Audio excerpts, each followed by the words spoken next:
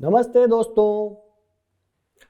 अभी थोड़ी देर पहले मोबाइल पर व्हाट्सएप में कुछ मैसेज चेक कर रहा था। मेरे दोस्त ने बताया कि आज उसका बर्थडे है। मैंने बधाई दी। उसके बाद फेसबुक पर देखा, वहाँ उसका एक मैसेज था कि आज मेरा जन्मदिन है, शाम को एक छोटी सी पार्टी है, सबको आना है। मुझे बहुत अच्छा लगा और वो एक लाइक का बटन होता है, उसको मैंने दबा दिया, लाइक कर दिया। WhatsApp, Facebook, Snapchat, Twitter, Instagram और भी ना जाने कितने ऐसे सोशल मीडिया प्लेटफॉर्म्स हैं जिनके बारे में हम सब जानते भी हैं और हम में से अधिकतर लोग उनको रोजाना इस्तेमाल भी करते हैं। सोशल मीडिया और सोशल मीडिया से जुड़ी हुई कुछ सावधानियों पर आज चर्चा करेंगे। थोड़ी बात करते हैं कि कैसे हम उसका अच्छी तरह से उपयोग कर पाएं और उसके जो दुरुपयोग हैं और ख़ास तौर से जो क्राइम यानी फ्रॉड सोशल मीडिया पर होता है उनसे कैसे हम बच सकते हैं। बहुत छोटे छोटे बिंदुओं पर महत्वपूर्ण चर्चा हम करने वाले हैं। दोस्तों, मोबाइल फ़ोन या स्मार्टफोन एक ऐसी वस्तु है जो आज शायद घर घर में या हर इंसान के पास, लगभग हर इंसान के पास है। हम में से अधिकतर लोगों का अधिकतर समय मोबाइल पर ही व्यतीत होता है। हम अधिकतर समय मोबाइल पर, फेसबुक पर या व्हाट्सएप पर या अन्य किसी सोशल मीडिया प्लेटफॉर्म पर कुछ ना कुछ बातें, कुछ ना कुछ सूचना शेयर करते रहते हैं। आपने देखा होगा, फेसबुक पर हम अक्सर देखते हैं कि लोगों ने एक पोस्ट डाली है कि वो कहाँ घूमने गए, वहाँ की कुछ फोटोज भी डाली हैं, हम उन्हें लाइक करते हैं। या वो अपने आने वाला प्रोग्राम बताते हैं कि हम वहाँ जाने वाले हैं, वो भी हम लाइक करते हैं। और बहुत सारी इंफॉर्मेशन इस सोशल मीडिया के थ्रू हम शेयर करते हैं, हम लोगों को बताते हैं। फिर उसमें बहुत सारे लाइक आते हैं, कमेंट्स भी आते हैं और हमें अच्छा लगता है कि हमें हमारी बात को, हमारी सूचना को इतने सारे लोगों ने पसंद किया है। दोस्तों, ये सारा जो संसार है सोशल मीडिया का, ये दिखने में बहुत सुंदर लगता है, बहुत आकर्षक लगता है, लेकिन यदि हमने कुछ सावधानियां नहीं रखी तो हमारे साथ कोई बहुत बड़ी घटना या अपराध भी हो सकता है।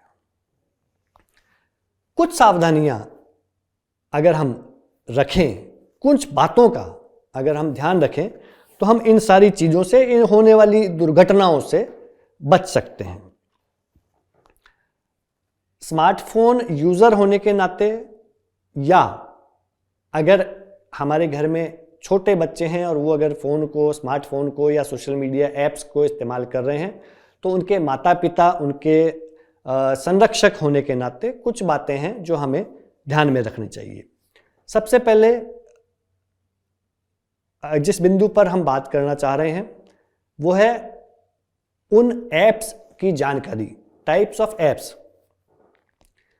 कितने तरह के ऐसे ऐप्स हैं आपके स्मार्टफोन में और उनका क्या उपयोग है, इनकी जानकारी हम सबको होनी चाहिए। और विशेष तौर से मैं यहाँ पे विशेष तौर से कहना चाहता हूँ कि अगर घर में छोटे बच्चे हैं तो उनके बड़े भाई बहन या उनके माता पिता को इसकी जानकारी होनी चाहिए कि हमारे घर में जो बच्चे स्मार्टफोन का इस्तेमाल कर रहे हैं उनके स्मार्टफोन में कौन कौन से ऐप्स इस समय इंस्टॉल्ड हैं या जिनका वो उपयोग कर रहे हैं। क्या वो ऐप्स उन बच्चों के लिए उपयोगी हैं, क्या वो ऐप्स उनको बेहतर कुछ सिखा रहे हैं या उनके लिए वो काम के नहीं हैं। तो इन सब बातों की जानकारी हमारे परिवार में लगभग सभी लोगों को होनी चाहिए और ख़ास तौर से जो इसका इस्तेमाल करते हैं। जब हम सोशल मीडिया पर, ख़ास तौर से फेसबुक पर, व्हाट्सएप पर, इंस्टाग्राम पर या और जो दूसरे ऐसे सोशल मीडिया साइट्स हैं, उन पर हम क्या पोस्ट कर रहे हैं, क्या जानकारी हम दे रहे हैं और उस जानकारी को देने के बाद उसका क्या असर हो रहा है, इस पर बहुत विचार करना जरूरी है। अधिकतर हम लोग, कई बार ऐसा होता है कि हम कहीं घूमने गए, हमने उसकी फ़ोटो डाली, हम किसी जगह पर खाना खाने गए, हमने उसकी फ़ोटो डाली, हमारे घर में क्या हो रहा है उसकी फ़ोटो डाली, हमारे घर में कोई शादी है, किसी का जन्मदिन है या अन्य कोई त्यौहार है तो हमने उसकी फ़ोटो डाली और उसके साथ हम कुछ बातें उसमें लिख भी देते हैं। लेकिन हमें ये ध्यान रखना है कि उस फोटो को, उस जानकारी जो हमने शेयर की है, उसका क्या इम्पैक्ट हो रहा है, कौन से लोग हैं जो उस जानकारी को चुरा सकते हैं, ये हमें ध्यान रखना है। इस पर हम और बात करेंगे क्योंकि ये बात जाकर जुड़ती है हमारी प्राइवेसी से। हर व्यक्ति की अपनी एक प्राइवेसी, एक निजता होती है। मेरी अपनी इंफॉर्मेशन को क्या मैं पूरी तरह से शेयर कर दूं? क्या मैं सबको बता दूं कि मैं कहाँ रहता हूं, मैं अभी कहाँ हूं, मेरे घर का पता क्या है, मैं कल एक शादी में कौन से गांव में जा रहा हूं, परसों मेरे घर में कौन सा फंक्शन हो रहा है? ये सारी निजता की जो जानकारी है, हमें इसे शेयर नहीं करना चाहिए।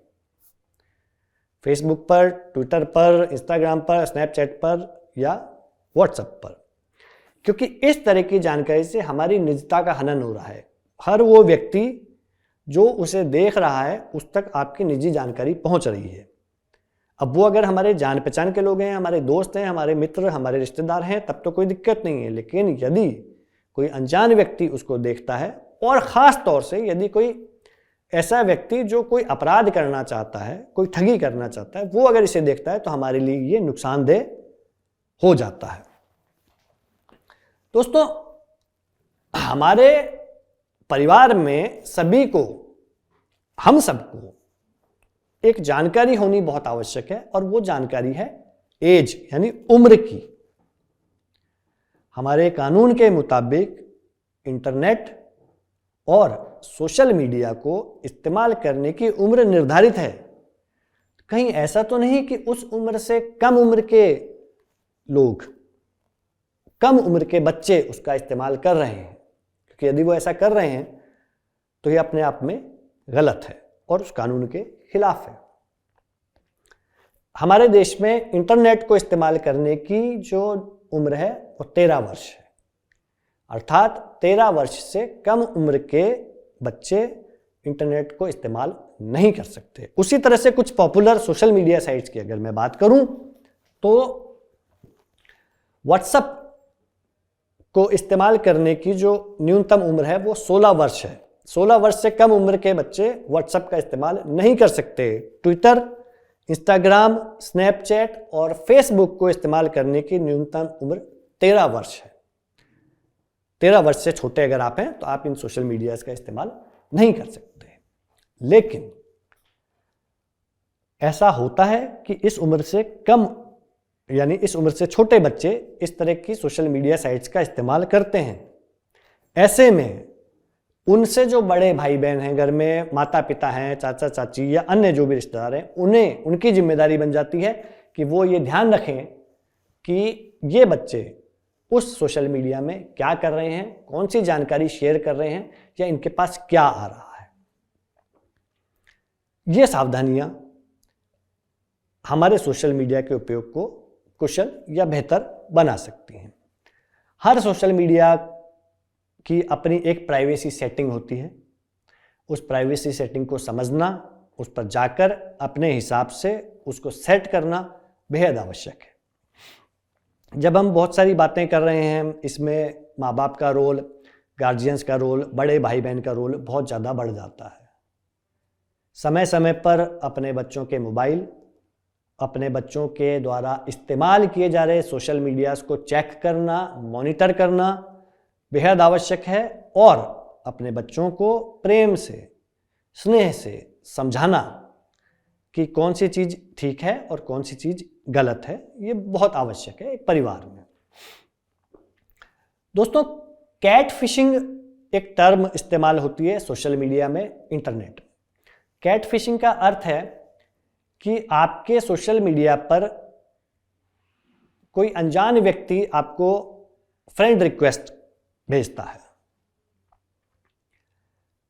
जब वो फ्रेंड रिक्वेस्ट भेजता है तो हम क्या करते हैं? या तो हम उसको स्वीकार कर लेते हैं या हम समझदारी से काम लेते हुए पहले उसके प्रोफाइल को, उसके अकाउंट को चेक करते हैं।